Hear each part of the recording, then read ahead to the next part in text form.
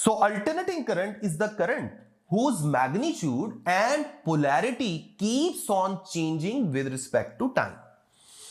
सबसे पहले तो हम अल्टरनेटिंग करंट को डिफाइन कर लेते हैं।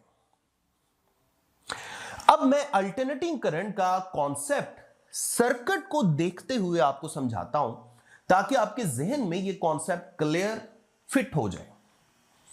फर्ज कर लें ये हमारे पास एक लोड है, एक रेजिस्टर लगा हुआ है, उस तरफ हमने एसी जनरेटर लगा दिया। ये याद रखें कि एसी जनरेटर का जो सिंबल है ना, जो हम सर्किट में यूज करते हैं, वो एक सर्कल है और सर्कल के अंदर हम एक इस तरह से साइन कर्व की शक्ल में एक कर्व्ड लाइन शो करते हैं। ये एसी जनरेटर का सिंबल है। जैसे डीसी सोर्स बैटरी का सिंबल क्या होता है?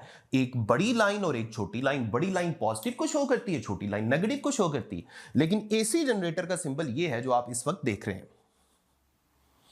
अब साथ ही साथ आपको ग्राफ भी नजर आ रहा है अल्टरनेटिंग करंट और टाइम के दरमियान, और ये एक साइन कर्व है।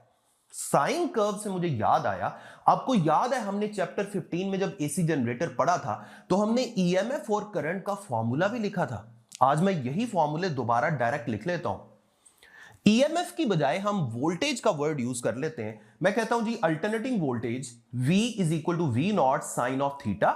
इसी तरह अल्टरनेटिंग करंट का ओहम लॉ के मुताबिक हमने फॉर्मूला बनाया था I is equal to I naught sine of theta.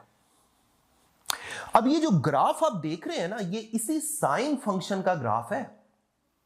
यानी अगर हम एक्स एक्सिस पे टाइम की वैल्यूज लेते जाएं और वाई एक्सिस पे करंट की वैल्यूज ड्रॉ करते जाएं तो हमारे पास इस तरह से एक साइन कर्व नजर आएगी।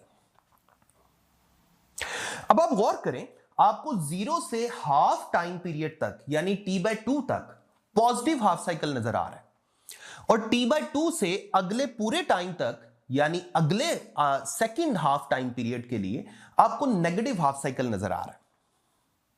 इस पॉजिटिव और नेगेटिव हाफ साइकिल को सर्किट में अगर हम सोचें तो सर्किट में इसका क्या मतलब है? देखिए, जो फर्स्ट हाफ पीरियड है ना, यानी 0 से लेकर T/2 तक, इस टाइम पीरियड के